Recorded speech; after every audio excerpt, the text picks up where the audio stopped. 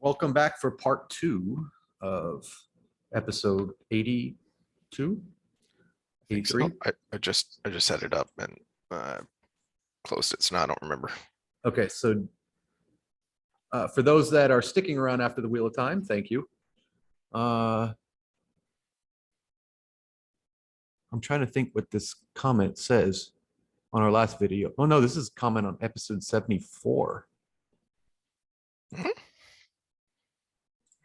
Well, whoever you are, Tucker, it says 100. Like usually that means I agree with you 100%, but then it's got another word after it that I don't understand. PROMOSM,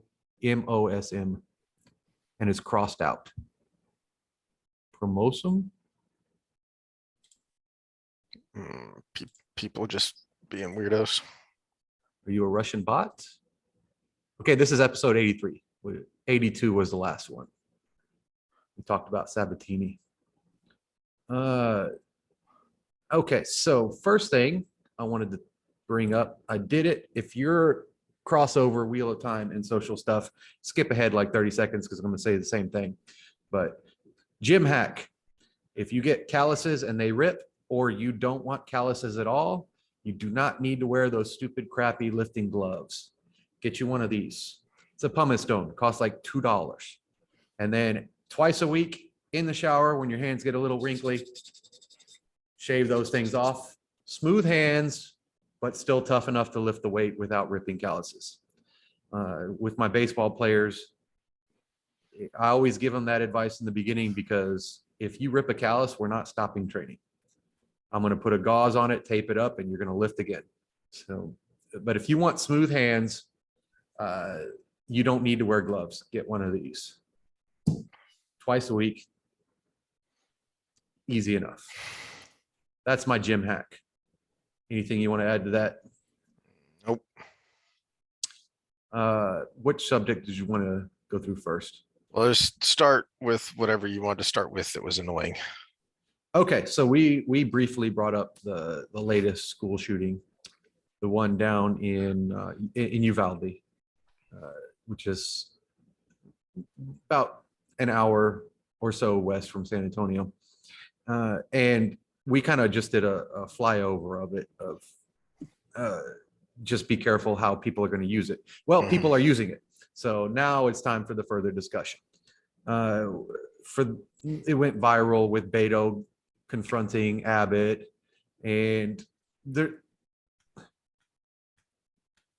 he's not wrong in there. You're not offering any solutions now, and that's the difference between the two sides right now in this debate. Is Beto is offering the same left-wing solutions as always, which is get rid of guns, basically. We can just say something along those lines. Whereas the red side is still the Second Amendment side, but they're just talking out of their mouth when anything bad happens. So yeah, Beto's right. You're not offering any solutions, but Beto's solution is wrong. So go ahead. Beto's also the perhaps worst possible spokesperson for that side because he is a complete and total douche. That either he's just that wooden in personality, or that was pretty obviously staged.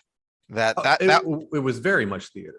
That wasn't, I believe he or his people said initially that he was just there listening and he became incensed. Bull crap.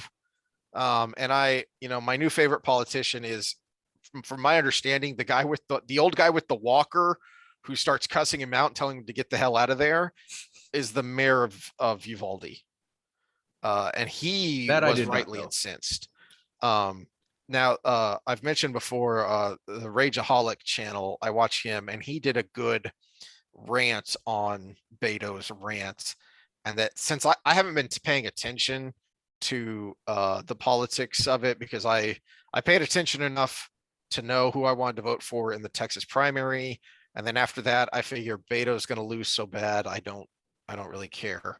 Mm-hmm. But apparently he has been saying so far in the primary or in the campaigning that no, despite his infamous statement during the 2016 presidential primary that hell yeah, we're going to take your AR-15 and your AK-47. Now he's saying no, we're not interested in gun confiscation or more laws. We want to promote responsible Second Amendment use, and his focus has been criticizing the Texas power grid and Texas power companies, so much so that he has been sued for defamation and slander by a number of the Texas power companies. And now all of a sudden, because of that, and because there are a bunch of dead kids that he can go stand on top of, now he's gone back to gun control. Which is where, so Texas is, everybody calls it a red state, but it realistically is right on the cusp. It's pretty purple, especially now. Yeah, well, and that's partly geographical because it's a massive state, and rural communities tend to vote red, and urban communities tend to vote blue. And that divide is becoming even more pronounced lately. And we have major, so not only is Texas massive to provide the rural vote, but we have 4 major metropolitan areas. Houston, which is extremely blue. We've got San Antonio, which is blue, not as bad as Houston, but it's still predominantly blue. Yeah. Austin, which is San Francisco, as blue as my carpet here, as blue as my shirt. And then Dallas, which tends to be probably the most middle of the road metropolitan area. Because the DFW Metroplex is so freaking huge, and the Fort Worth side tends to be more red, and the Dallas side tends to be more blue. And the same thing that goes along with national politics, where the 2 coastlines tend to balance out everything in the middle. Well, those 4 major cities tend to balance out all of the everything else that makes Texas. So people think of Texas of all the red, but they forget the fact that we have Houston, San Antonio, Austin, and then Dallas as well. And those metros are growing very fast because of the influx of people, especially from California, but from other places as well. And so when I'm thinking about this issue, and this is a deeper thing, we have to, so the emotion points you in the right direction, but at that point, once you found the direction, you have to set it aside. And these politicians are going to keep trying to play on your emotional strings. So in this specific case, the Beto's of the world are going to stand on those bodies. You actually said that perfectly. Those words were better than what I was going to say. So he's going to stand on those bodies for those votes. And the red side, Abbott, is going to stand on the fear of what the end result of taking away Second Amendment rights is, right? So we have to take those 2 emotions and put them to the side. And this is where the red can actually take control, is because they can say, look, we don't want more gun laws. We don't want to take your guns away. But where were the loopholes here? How did this guy get his hands on that? There's a problem we can actually address. I brought up in the last conversation psychological evaluations in our schools, and having that kind of, since we have the knowledge, why not use it? Because that would at least put out a net that we catch some of the sharks in, right? So that's one thing, but that's a long-term solution. That's not going to help us anytime soon. So what are the short-term solutions that are going to alleviate the problem? We can look at existing gun laws and fine-tune them. And I don't know why the Republican side of the party, the Second Amendment side of the party, doesn't look at that and say, how can we fine-tune this to where it doesn't let that through the crack? And I've got several ideas, but I want to hear your thoughts on the overall statement. There's a lot to unpack there, because I've been listening and reading some things about Uvalde that have just made me incensed. And yeah, there were so many clues that this was. Oh, and the response by the police and everything. I guess let's kind of shelf that. There was a bad response by the police department, but as far as the kid himself,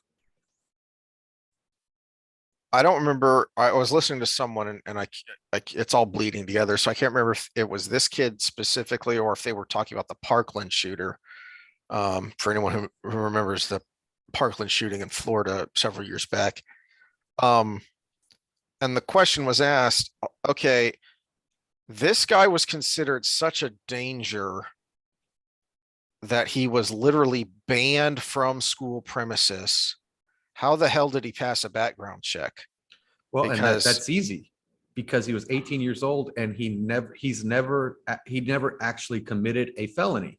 yeah, That's the problem with background checks is you have to have a background. You can't be on your way to the first thing in your background. well, but then you have to understand the rational, the logical counter to that, which is because then the left, the gun grabbers, go too far with red flag laws and say, you know, and want to create all of these extrajudicial reasons for you not to be able to pass your background check. So one of them is if you're on the no-fly list. Okay, well, we have numerous examples of literal Congress people who ended up on the no-fly list because they shared the same name as somebody who was a potential threat. So that's a problem. You also have, you can't make it too easy for someone to just make an accusation. I mean, for crying out loud, we haven't talked a lot about it, but we referenced Amber Heard and Johnny Depp. Mhm. Okay. She made an accusation. He could have had a lot of his rights revoked under the far left's ideology. And it turns out that not only did he probably not do what Amber Heard claimed, she seems to be the abuser in this relationship. Mhm. So you don't want to create this scenario where someone, like doctors are now being asked to ask if you have a gun in the home. Well, what business of that is of a doctor? Now, a therapist or someone in that position who is told, oh, I have had or I'm having suicidal thoughts. Well, yeah, then you say, okay, do you have any weapons in the home? Do you have any guns in the home? Do you have, any drugs in the home, any prescription drugs, things that you could use to kill yourself? That's reasonable. So See, here's my solution that kind of takes care of a lot of those loose ends, and then you can go on after that. Is first time gun buyers. This is the problem. First time gun buyers, because if you've got a long history of owning guns, obviously you pass background checks. Obviously you haven't shot anybody in a long time, and you've had a gun, right?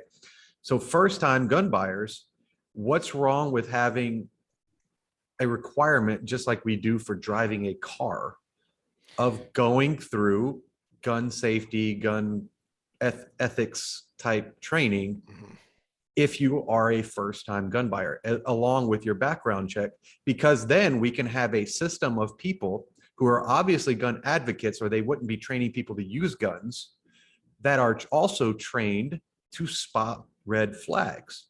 So they're not going to be just red flagging everybody because they're actual gun advocates, or they wouldn't be teaching you how to use a gun. well, the problem with the driver's license analogy is that driving a car is not an inherent human right. Guns Neither is are, owning a gun. yes, it is. No, Because self-defense is an inherent human right. transportation is an inherent human right. Not really. If I want equality of opportunity in the Freedom of world, equality of opportunity is an inherent human right. And we live in a world where we have to have transportation in order to have equality. So yes, it is an inherent human right if you're going to banter words like that. that's going too far. Freedom of movement is, or at least should be, an inherent human right. But one, how you do that is not, How you defend yourself is is not, not. yeah, I'm going to get there. Hold on. But then also, by the very nature of being in a vehicle, you are posing a danger a potential danger to a third party just by being in a vehicle. Just by owning a gun, you do not pose an inherent danger to a third party. Accidents happen. I trained a guy who blew off his leg because someone accidentally kept it loaded when he put it in the duffel bag. That's not the same as getting into a car. Getting into a car, it just takes a half a second. It just takes sneezing. Literally, I freak out every time I sneeze in the car because you could jerk the wheel, you could whatever. I got a slight story about that, but that's a tangent that I don't want to go down, because we literally had a vice president that shot somebody in the face by accident. That was while owning a gun. It does not pose the inherent potential risk that driving a car does. Owning a car does not. We're not talking about owning a car. You don't have to, you don't have to do anything to own it. You can buy a car if you want and then just leave it in the driveway. But if you're going to drive that car, you need a driver's license and you need liability insurance, because the act of driving, so the act of owning a gun, does not pose an inherent potential risk to anybody else. Like I've got one over here in my closet. So that's not, it's sitting in my closet, is not an inherent risk to anyone else. The act of owning a gun without knowing how to use it, are you more a risk to everybody else than someone who has been trained to use it? The act of having free speech without knowing how to use it responsibly is a threat to anyone else. I mean, you're making a different argument. No, I'm not. If you need to be licensed to own a gun, you should have to be licensed before you can get online. This is a screening process. Yes, we should screen people before you get online, because free speech is inherently dangerous. How many people have been incited to something due to irresponsible communication? How many people think something that's flat out wrong due to irresponsible communication? Well, and I think that's where this gets a little different, because I'm proposing a system that allows for advocates of the right to be part of the screening process, where we actually do have laws against speech that is actually harmful. And so it's just a little more clear when it comes to a gun, because you point and shoot. We also have laws when it comes to guns. Yes, but we need a screening process when it comes to guns. If you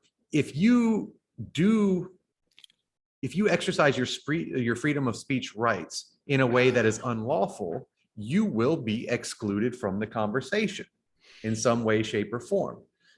So if you show the propensity to cause harm with a bullet, you should also be excluded from your right to have that bullet. Well, I was going to get there, but in much the same way that our abortion talk had to start with what is a human life and when does it begin, we have to start with the fundamental right to self-defense. And that means the protected right to bear arms. Yeah, but we also have to account for that percentage of the population that will do bad things with that. Yes, this is why I'm not a Beto. I'm not a take your guns away person. But we have to account for that percentage of the population. So just because we don't want to get rid of something doesn't mean we can't make it better. And the one glaring hole here is he was 18 with a lot of red flags, but no actual record. So we need a process to catch those people, because those are the people causing the shootings. Right. But here's the problem. The problem I have is with your language about screening is, as I said, you don't get screened ahead of time for your First Amendment rights. So why should you get screened ahead of time for your Second Amendment rights? What we punish with your First Amendment rights is when that speech ceases to be speech and it becomes action. Because this is not Minority Report, and we punish action, not intent or potential we or punish threats, attitudes. true threats. We do. Because if I say I will kill you, Heath, and you believe me, because that is a call. That is an action. That is order. A call to action. Okay, you cannot incite violence, and that incitement is very specific. You have to be calling someone to action. You have now crossed over from speech. You have crossed over from, if we were sitting here talking about, we're talking about the Second Amendment, which was, hey, yuts, guns aren't toys, they're for keeping the King of England out of your face, as the philosopher Krusty the Clown said. Then, we could talk philosophically about the right to bear arms to protect yourself from a tyrannical government. That is speech. If I then tell you to take arms against the government, that's a call to action. That is action. Well, and this is part and parcel of my point is of keeping up with the times of what we know versus what things were written for back in a time. We have legitimate screening processes to figure out if someone is sociopathic, if they are highly likely to do an act like that. This is not just some random thing where we're going to put a political aim on it. This is the fact that this guy was killing animals for pleasure. Except you're the one always talking about game theory, so it's going to be gamed. Oh yeah. That's why I'm trying to put the power in the hands of people who don't want it to be gamed. Here's a specific example, and I know this one because he mentioned it recently, but I know I've heard other people talk about this. I mean, this is what DC versus Heller was all about, the Second Amendment case. So in New York City, their gun laws are so restrictive, and I have friends in California who have said that it's the same way there, is you cannot purchase a handgun unless you prove to them that you are in danger, and that the language of the law is something beyond the normal fears of just day-to-day life, right? So Glenn Beck, when he was living in New York City, at any one time had about a dozen credible threats against his life because he was so hated. He still could not get a gun because the powers that be said, no, that's not a legitimate threat. That's not a credible threat. You're in no more danger than anyone else is, so you can't get a gun. There is a screening process that is being gamed. With what you're talking about, what we need to do is, and I mentioned this at the very beginning, is we have laws. How about we enforce them? We already have laws of temporarily taking away someone's rights and someone's autonomy. That should be extended, and I don't think we necessarily need more laws for it, but if a legal expert says we do, okay, well, we can extend those current laws to this, which is simply that if I think that you are, if you've been, talking suicidally or angrily, and I think you're a danger to yourself or others, I can go to a judge, make that case, and have you temporarily restrained and evaluated.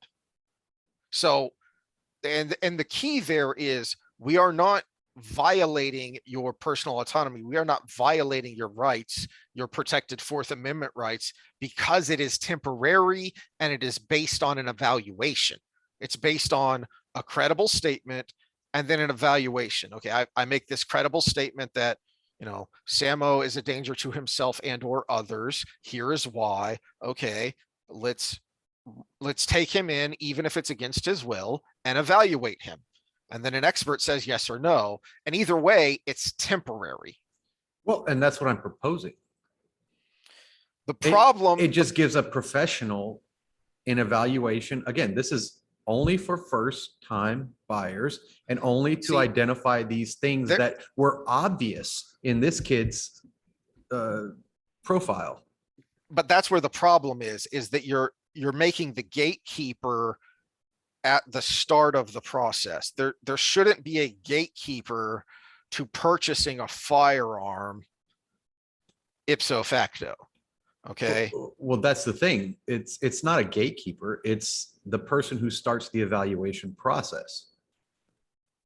Had this kid had to go through a psychological evaluation because he was identified as someone probably not fit to be using a firearm, would we have gotten to this situation? At the very least, you add extra steps.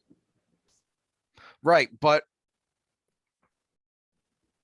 maybe he gets through that psychological evaluation and ends up able to buy it. There are a whole bunch since summer of 22, there has been an explosion of first-time gun buyers because of all the rioting and violence.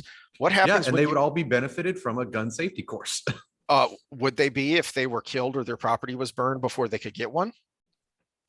That's what I'm saying is you're just looking at the positive of, you know, we put this extra step here, this screen here for a first-time buyer, and maybe we could have stopped this guy. Okay, but what happens when you put a screen there, when you put an extra step there, and somebody who is now in fear for their life or property can't get that weapon in time to defend themselves? I have your answer for that one, because there's an element of choice there. They were anti-owning a gun until the moment they found out they were in danger. They didn't anticipate the danger. Whereas in the other situation, a lot of people are dead that had no choice in the evaluation of the danger. You are subject to your decisions, and they made that decision too late.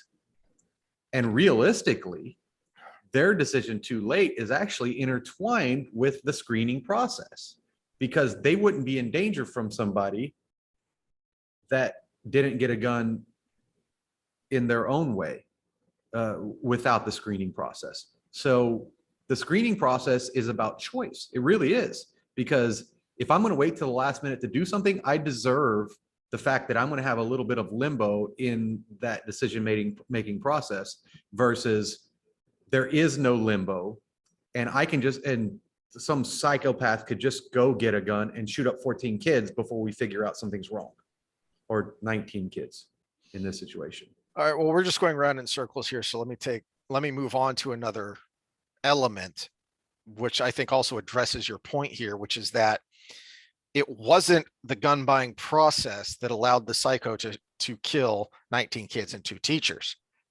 All right, but this is from the Daily Mail and New York Times have all reported on this, that this kid, young man, this 18-year-old was walking around firing randomly for 12 minutes after he crashed his car and before he went into the school. There are multiple levels of failure there that have nothing to do with the item he used to perpetrate this crime. Oh, and this is where we're going to be in complete agreement, because the events that happened around the police response are atrocious. This is a small town. What were you doing that it took you 12 minutes to respond to an active shooter outside an elementary school? There's one. Number 2, on the part of the school, how did you not know there was an active shooter situation? Why did you not lock down the school? Now, yes, maybe probably he would have gotten in eventually anyway, but you would have bought yourself more time to evacuate students, to bring in security, for the cops to show up, whatever. 12 minutes of walking around outside firing randomly, and nobody confronted him. Contrast that with the Sutherland Springs church shooting, where a neighbor saw what was going on and he grabbed his gun and he went out and he stopped it before this guy could escalate even further. Yeah. This element we're going to be in complete agreement towards, because part of the reason I do support Second Amendment rights is exactly for the Sutherland Springs situation. Because if there hadn't been somebody with a gun on hand in the parking lot at that time, it would have been even worse. Because as I recall, they confronted him because he went out to get more ammo, I believe. Yeah. And then they ended up chasing him down even after he fled. Yeah. And when we talk about personal notes and everything, that's like maybe tops 3 miles from my mom's house. Mhm. The Sutherland Springs incident. My sister said she heard the gunshots, but she works closer to that. So, but yeah, this is again where we're going to be in agreement. This should never have happened from that standpoint to begin with. But it's two part, and we're going to get the political angle on it, and that's why I wanted to address the other part. Whereas at least having the conversation of how do we close the loopholes. It's just like our tax discussions. Rich people don't pay their fair share of taxes. Well, when it comes to the actual percentages, yes, they do. But when it comes to loopholes, no, a lot of times they get away with a lot of shit. And you would too if you knew how to do it. So that's the part. It's gameable systems. And I didn't like your analogy of people buying guns because, again, their part was because of their own choice, whereas the death on the other side of it was not. It was a flaw of the system. Well, no, that's what my point is here is there were a lot of choices not made by these poor kids, but there were a lot of choices made by adults along the way that could have stopped this or at least mitigated it. So there's the 12 minutes beforehand. Well, to bring in your reporting me for wanting to cause harm, right? Temporary. This kid was doing so many things leading up to this that why the hell wasn't he reported on some sort of list, right? That's another question that begs to be answered. Yeah. So where did he get the money to buy these weapons? These aren't cheap weapons, and he's an 18-year-old living with his grandma. Well, he probably stole it from grandma before he shot her. No, as I understand it, he legally purchased these weapons. That's what I'm saying. He probably stole money from the grandma. Well, okay, maybe. Except for the handgun. You have to be 21 to purchase a handgun. But the long weapons, you're 18 and you can purchase them. But they're not cheap, especially the ones he bought. So there are a lot of questions there. We bring in age, right? This actually would help with your point you made about people buying guns. Is age should be considered, because we have the knowledge. It's about 18 to 21 when psychopathy really manifests in people. Why don't we consider that in our laws? We used to. We have freaking insurance price laws for up to 25 in males. I'll tell you why. Because the left wanted to water down the vote and they used Vietnam as their excuse. There's a reason the voting age used to be 21. Because now you're technically an adult when you're 18, but before, actually, you were an adult whenever you were ready to start working or whenever you were ready to be married, which could be before 18. But that didn't mean you were a cognizant, coherent member of society. 21 was a better marker for, all right, you've lived some life, you've grown up, you are ready to accept the responsibilities of being an adult and thus have the rights of being an adult. And when the debate came up about lowering the age because the draft age was 18, the much more logical response to that should have been, well, instead of lowering the voting age for everybody at 18, how about if you're in the military, then you get to vote at 18? Yeah, no, we go down a whole new rabbit hole with that, with limiting the vote for some versus others. But it is, I mean, it is a good argument. If you can go die for your country at 18, why can't you have a beer? Well, but if you are an adult at 18, then why are some of your rights restricted and not others? So either you're an adult at 18 or you're not, is my point. That's the problem with restricting the buying of guns based on age rather than credible action. But again, it's not restricting. It's a matter of having a process to weed out the first time users, so to speak. That sounded like a drug reference, but it wasn't. You know, it's. Let me try this way. Is Okay. that my problem with your discussion of gun purchasing policy is, to me, it's as much of a distraction as as focusing on the race of a conflict between a cop and a citizen. Okay, so and here, this is another good example, because besides the 12 minutes, you had 90 minutes in total before the guy was taken out. 90 minutes. You know that kids are being killed, and you're standing around outside trying to figure out what to do. Worse than that, there's video of parents trying to push through because the cops aren't doing anything, so they're going to go take care of it themselves. They are wrestled to the ground and arrested, and some of them are being charged. This is Texas. There are lots of guns out there. I think the emotional severity of the situation is the only reason none of these parents who were standing around thought to go get their own guns and come in, because if the police are keeping parents out and those parents then get armed, this could have been even worse than it was, and it's already god awful. So let me finish this thought. We have a problem, a big problem with policing, with both philosophy, attitude, policy, tactics. The problem with Derek Chauvin and George Floyd wasn't that you had some white guy kneeling on the neck of a black guy.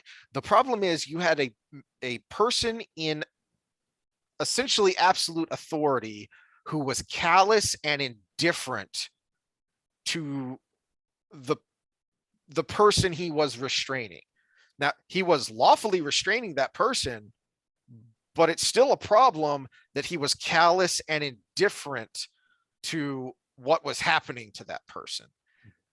But instead, all we focus on is the race and how bad this white guy was for killing this black guy, rather than we don't have a systemic racial problem. We have a systemic police problem. Well, we're about to move on, so we're a couple of thoughts to put this to bed from both of us, but then go on to what I considered the biological evolution of what actually would be the patriarchy, and that's actually a good thought to segue into it. So remember that, people. But no, when you're talking about the issue, I think it's at least worth bringing up. Should we have more steps to the process? Not taken away, but should we have more steps? Is it beneficial for everybody to have a gun safety history? You can even take the screening part of it out of that. It would have been another step in the process, and he wouldn't have been able to just go get these things. I think I'm going to leave it there, because Thomas Sowell, man, there are no solutions. There's only trade-offs. Mm-hmm. So your trade-off of these people not being able to buy their gun when they needed it versus my trade-off of preventing this sort of catastrophe every once in a while. We're not trying to eliminate gun ownership, but we have different ideas here on what the trade-offs are. And I think personally, if someone's going to die, it's going to be the adult that made their decisions versus the kid that got shot up. Because realistically, the adults that lost their kids are dead. They're mentally dead. I think this is like another analogy here is this is like our immigration policy or lack thereof. We get a lot of talk, especially during election time, about what to do to solve the border crisis. Here's an idea. How about we enforce the laws we already have on the books? Start there, and then let's see where we're at. Well, let's start with. I think that's why our discussion is different, though, because the laws that were already there didn't cover his purchasing of those guns. No, that's my point, is we already have problems we can address that have absolutely nothing to do with the implement that he used. Do you know what the worst school massacre in US history was? It wasn't Sandy Hook. It was in the late 1800s using dynamite. Well, there was also one in China where the guy only had a knife too. But You know, that's one of the sleight of hands that gun control people use, is they talk about gun crime. But if you look at violent crime, the implement doesn't matter. People are terrible. well, we should change the terminology. I agree Yes. there. We should call it weapon. But anyway, my point in my wrap up was, we have things that we can address much more easily than gun policy. We have policing. We have the mental health stuff that you've talked about. Yeah, that's long-term solution. Yeah. Aside from the gun policy part of it.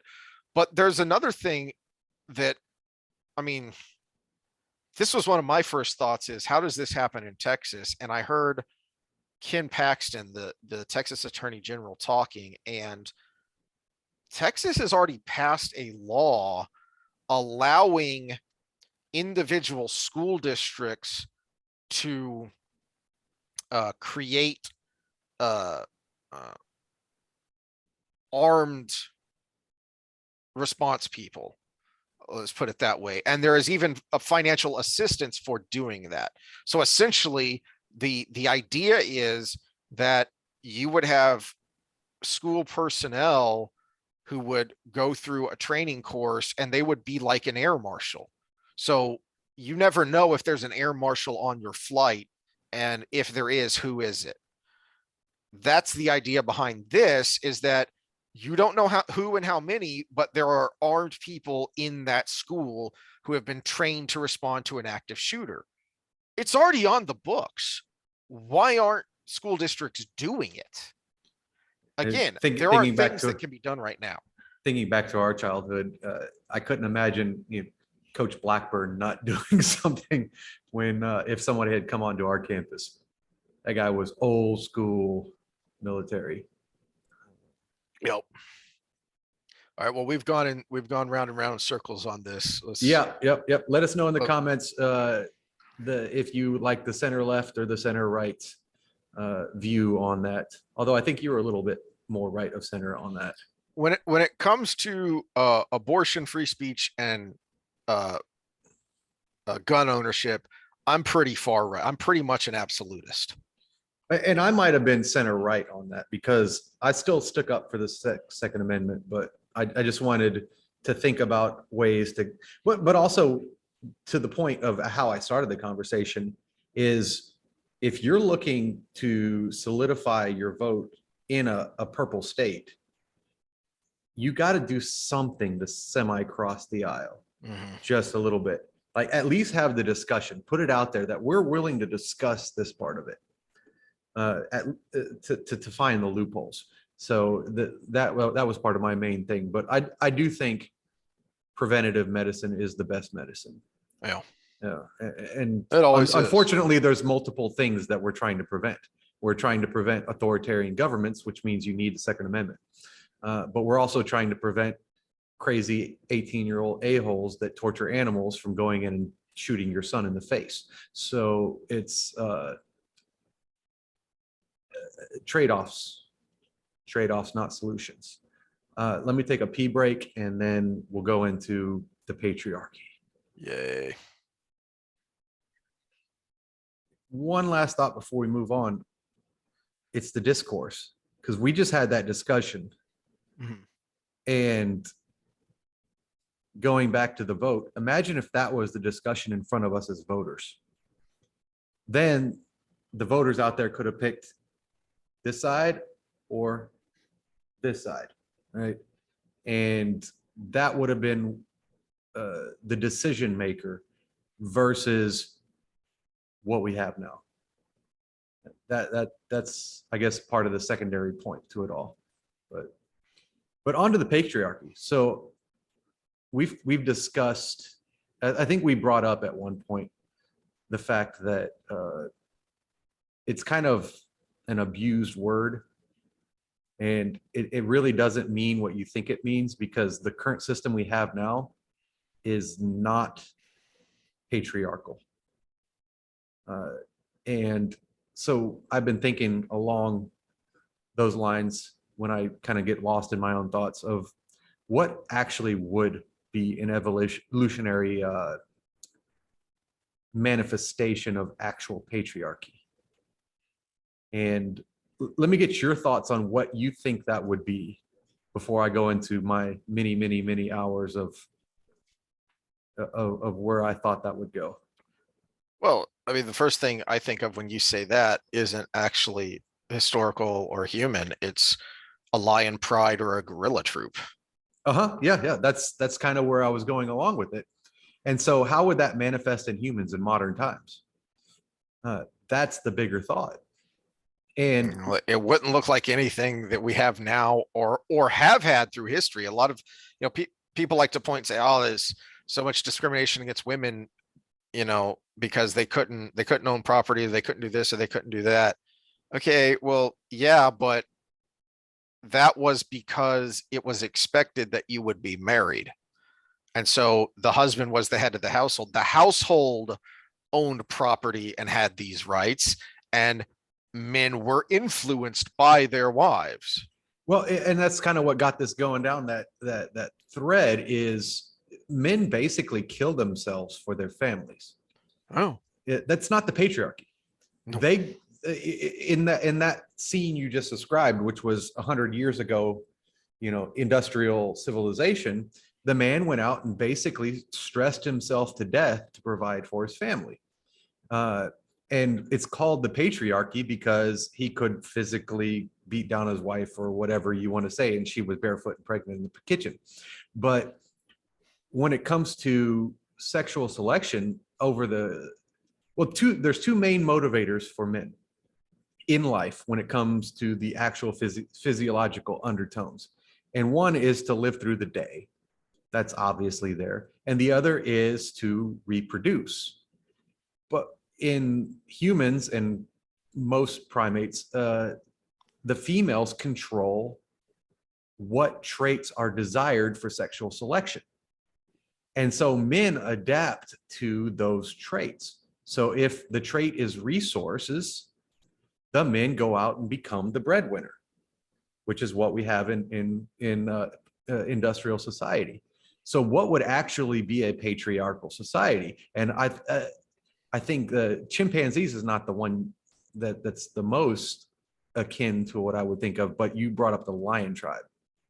And the lion tribe, the reason I say that's the most is because in a patriarchal society, you would have two main things. You would have polygamy, so a man having multiple wives, and the wives would be the breadwinners. They would be responsible for all resource production, and the men would be there to basically prevent their wives from reproducing with other men. Take naps and have sex. Take naps and have sex and fight other men that come on your territory. Mm-hmm. So what we would end up here in what fast forward to today's society is you would have basically the women involved with all things industrial. So agriculture, making the assembly lines, et cetera, et cetera, et cetera, all the things that are productive for society. You would have a small group of men that are your political leaders, and then you would have a bunch of incels. And the way the workplace would be structured is you have industries that are women specific, and then you have industries that are men specific. And this is where you brought up Derek Chauvin. This is where it gets really shitty really fast, because the men specific industries would be your combat, your policing, the things that require physical prowess And aggression. And they would also be the only men that had to work. The incels, the men that did not have women to provide for them, because the polygamous men have their women providing for the family and rotating through childbirth, basically. So you would have the female having a child, she cannot work, but you have other females that are providing the resources, while you're being a man preventing men from being with your female. And the separated workplace would keep that from happening outside of your view. And so this is what would actually be a patriarchal society, which would be very, very, very crappy, because those You know why we those don't incels, have that and have never had that through history? Because Islamic that's countries. well, it's not that extreme. It's not that there extreme, even. but that would be a But true patriarchal society. Yes. But what you're describing is a good way to have anarchy and civil war, because men will not roll over and allow that to happen. And a lot of it depends on how what the definition of dominance would be. If those dominant males were also I guess dominant physically and mentally, it would probably work out better. If they were just dominant in the, well, it never would have gotten to where it is now, where you can be a Bill Gates and be dominant, right? That only works in Western society, which is not patriarchal. What so what you're talking about, the problem with modern, and when I say modern, I mean for decades now, feminism, is that what they call patriarchy is really just masculinity, and usually positive masculinity, because much as you pointed out, men kill themselves for their families. Well, a big reason to go to war, especially in the past, was to protect your women and children, to collectively protect your women and children from outsiders who would do what you're talking about, is, kill all the men. We use the lion pride as an example. Is there will be times where more than one rogue male will come in to challenge for leadership to take over a pride, and that male will fight, even if it's 2 or 3 against 1. It will fight to the death for that, because when those males come in, they will kill all the cubs. Mm-hmm. They will kill all the cubs and then take the females for themselves, because eventually males roaming around on their own are going to want some ladies, and this is what happens. So as humans, we collectively come together to prevent that, or in your example, collectively come together to overthrow that. Yeah, which is why I say the primates were a little bit different, because they actually figured out, because you brought up the male lion fighting 3 others. Mm-hmm. They actually figured out, and this is where altruism comes in. If you're the alpha male in a primate group, you're there not only because of your physical prowess, but also because of your altruism, because 2 beta males beats 1 alpha male every time. And they've actually kind of hacked that system, and we've done it to a further extent, where everything in society is about a balance between self-want and altruism. So, but the lions haven't. The lions are, I'm the biggest, baddest man. I have all these females, and I make the cubs. So it's that would be the ultimate form of patriarchy, not what people are calling patriarchy now. Just because you don't want to be barefoot and pregnant doesn't mean that there wasn't a different process that brought that around. And realistically, because of our want for sexual selection, our need to be at the top of that food chain, it actually gave so much power to the female side of human species, because we understand what gets us there, and it's not just beating up the other dudes. It's actually providing for something. It's actually taking care of our children all the way till they can take care of themselves. It's all these things that are not, I mean, realistically, if you're talking patriarchy, the male relationship would be seasonal. It would be long enough to have that female around me that I know it's my child, and then long enough that that child will probably survive, and then on to the next, or make that girl pregnant again. That would be patriarchy. Those were my thoughts. I didn't know if we would have much debate on that, but no, just that where my mind goes there is that, like I said, and we see this, what we were just talking about with the Uvalde police standing around for 90 minutes trying to figure out what to do while children are being killed, because we have destroyed assertive masculinity by calling it toxic masculinity, by calling it the patriarchy. Well, there's another element to that is you talk about parents trying to get in. These are their kids. Let them protect their kids. Mm-hmm. You know, we have systems that are supposed to help protect them in an organized manner, but this is sometimes where chaos is key, because I need my natural inclination to save my son more than you need your procedures and policies. Let me have that. And we saw not only a breakdown in the system where it was supposed to do that for me, but they also prevented the people from doing it for themselves. I think that's something we're complete agreement on. All right. Well, did you have anything else for today? Oh, we were going to talk some fitness stuff to end on a more positive note than the rantings of old men here. Okay, so you're gonna talk about things that annoy you, and then I'm gonna try to put a positive spin. Okay, I got it. All right, good thing I got really good run here. All right. Dear ladies, I've ranted about this before, but it's getting worse. Of the ladies that just walk around with a glute band. Mm-hmm.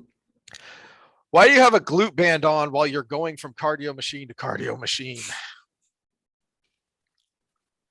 So you're already on a stair stepper. You're already on, and then so you're on a stair stepper with a glute band. And then you move over to the elliptical with the glute band. You're gonna have to do better. I can't put a positive spin on this one. Yeah. No, there are bonuses to the glute band. Yeah. I use them all the time for myself and my clients. But so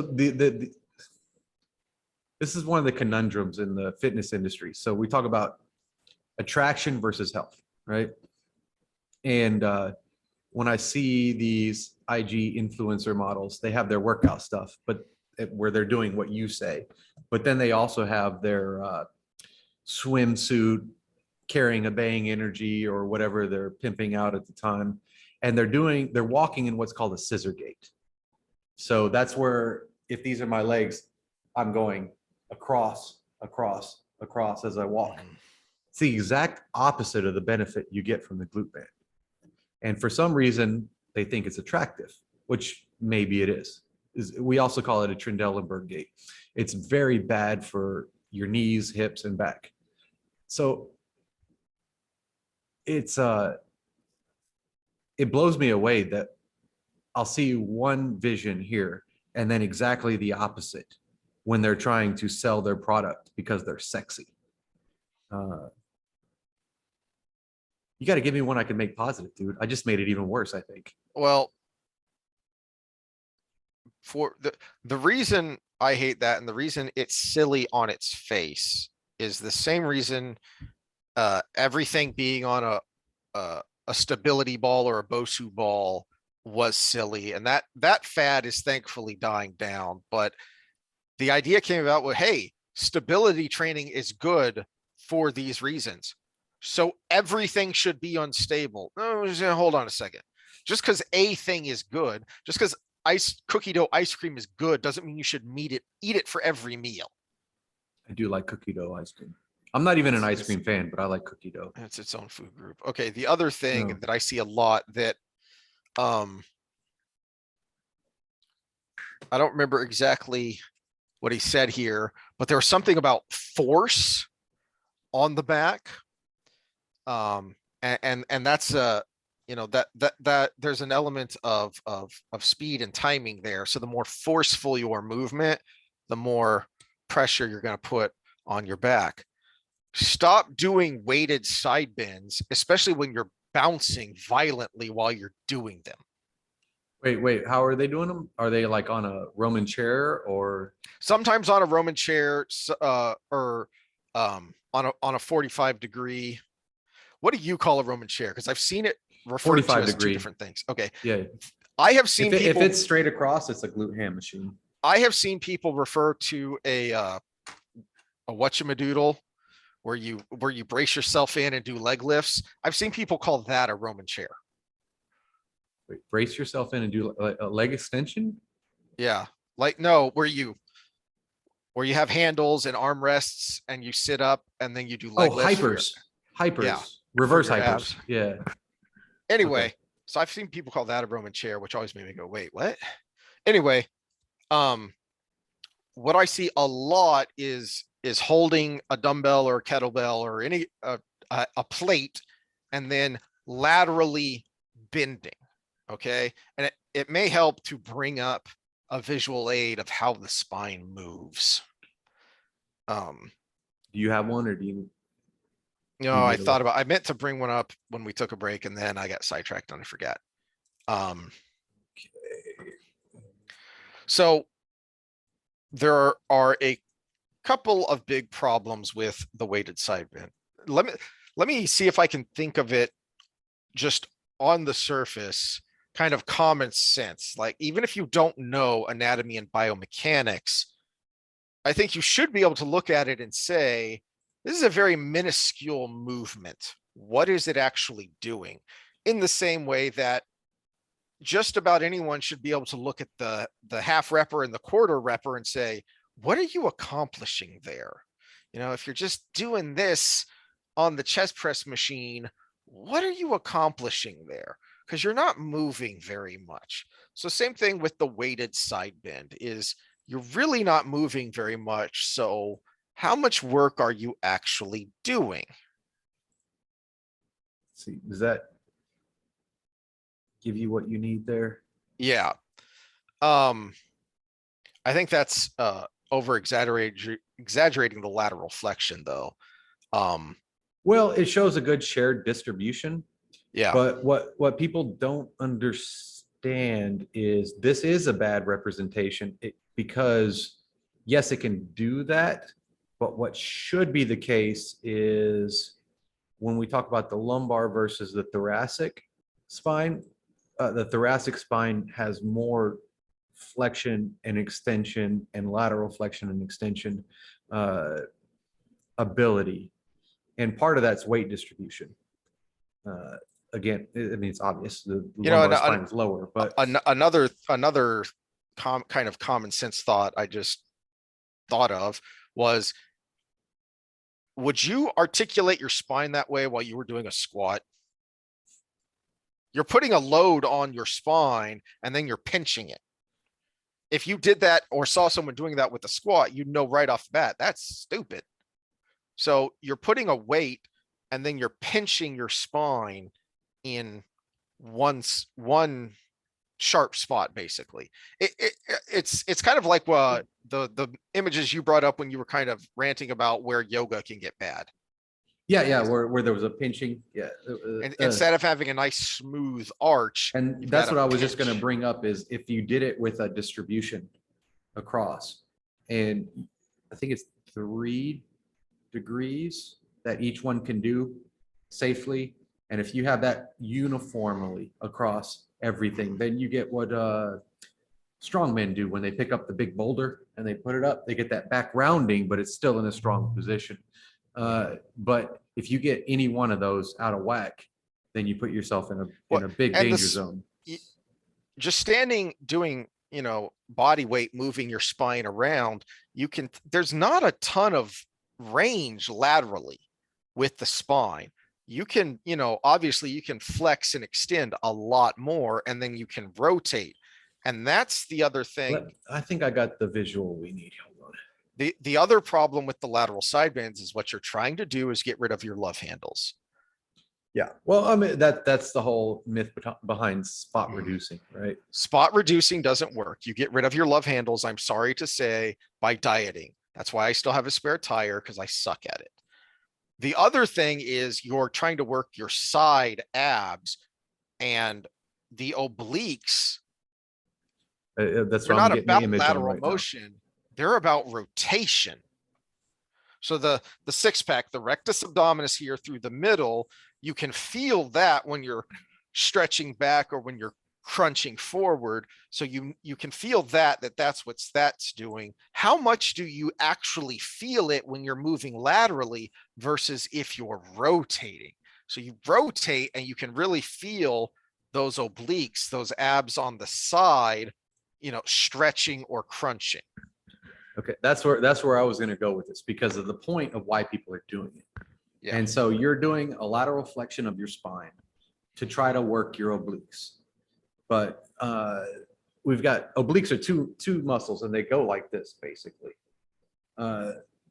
One goes from the front of the hip in a backwards diagonal motion towards the rib cage, and you can see where that connects there. The other one goes from in the exact opposite direction, the internal obliques. So when you want to work the obliques, you should be rotating versus going side to side. And then we have a different degree of stress on the spine. One of a good analogy for the discs in the spine when it comes to stress that I've heard from just straight up flexion and extension movements is take a bite of a peanut butter and jelly sandwich. And when you take a bite of the front, everything out the back, right? So the same thing happens with your spine and your discs. Yeah. If you shift to one side, everything kind of has pressure to go this way because it's a fluid disc. I mean, get any kind of air-filled sack or water-filled sack and push on it and move it around and see where the stress goes. And then you pinch it too much and it goes out the other side and explodes. Right. But when we talk about rotational pressure, now the resistance is going in this direction. If people can see my hands, if you're not, I'm making diagonal motions. Now the force is actually not in a direction that's going to push out the disc. It's going to be the vertebrae rotating on the disc. And so that creates a different stress on the back. So when you're going to the side-to-side lateral flexions, you're actually more working the spinal extensors on the opposite side. And then exactly that. The spinal erectors on the opposite side, which are directly connected to the spine, and you're pushing the disc out the opposite direction. Whereas you work the rotation, you work the obliques as you wanted to, without any extra compression force on the spine. I mentioned it earlier, and if you want one of my favorites to work the obliques and get in some stability and grip work is farmer's walks, one-handed farmer's walks. So you get a heavy weight in one hand and you're going to have to work to not bend over to maintain that stability. So you're making your core stabilize, and all the force is in one direction. You walk a certain pace and switch hands and walk back. Now we go to the book you just brought up, Back Mechanic. Mm-hmm. If you have compression issues in the spine, that's not good. So you want to work your obliques. Well, they are a stabilizer for side-to-side motion, and they work together in that. So those two things eventually make this, because they're working together in this area and they pulling at each other. Don't pass up the regular old side plank. Yeah, I know planks make their rounds on the Instagrams for their plank challenges and stuff, but yeah, it is one of the best things we could be doing for ourselves. Mm-hmm. And when it comes to the side plank, you can find out why your back hurts just from doing how long can I do a side plank on one side versus the other. If it's extremely different from one side to the other, well, guess what? I bet you I can tell which side your back's hurting on. And so now we're working on it from a stability aspect versus an actual creating movement aspect. They create movement and rotation, but they work together to stabilize. And so the farmer's walks are good, but if you have a compression issue, you want to go back to the basics and just hit that side plank.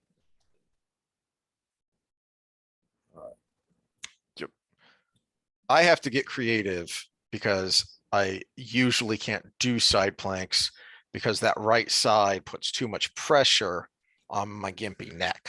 In the book you just brought up, he's got a modification. Ooh, I haven't So gotten there I yet. don't, yeah, so I I'll guess have you to haven't keep gotten reading. there. Yeah, he shows Okay. one where if your shoulders hurt, you can do it this way. It's kind of like almost a side crunch. It's similar to his McGill crunch, which have you gotten there yet? Mm-mm. Okay, so it's similar to his front crunch, but on the side. So Okay, I will have to check that out. Keep reading. All right, well, that's all I got for today. And now I need to go do my vertical pushes. I have no workout for today, but I did Monday, Tuesday, Thursday, Friday, Saturday this week. I could do, I'm annoyed that I have not been able to find a dip bar for my rack. And I think I'm gonna just have to make my own. What rack do you have? I have your old one. The one with the deadlift pad out in front. Oh, the power, what was it? Power Elite something. Yeah, I've looked up the name brand and I've looked all around. I can't find a dip bar attachment, which is the only thing I have to go to the gym for on this day. Otherwise, I can do everything here. Well, just get another one. Does it have holes going to the side? I can't remember. No, it just has one pin in the front. Oh, that's the problem. Well, I guess you can just put your dip bar going off the side and just get any one and then just go find a pin that's the right size. That's a possibility. I hadn't thought about that. Yeah. Oh, hold on. Let me show you how mine works. This is why I like his setup there with the infinity bars, or what those are called. They're very modular. So has a pin, goes in all the way through, and now you've got a stable dip bar there.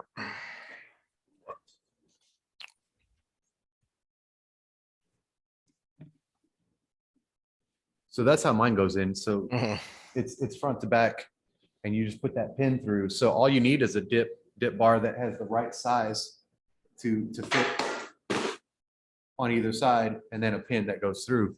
And even if it's too small of a pin, as long as it rests, it'll be fine. Because the other part is this part keeps it from tipping forward. But it just measure the width going across that way, and then you should be able to find a brand that fits that based on that width.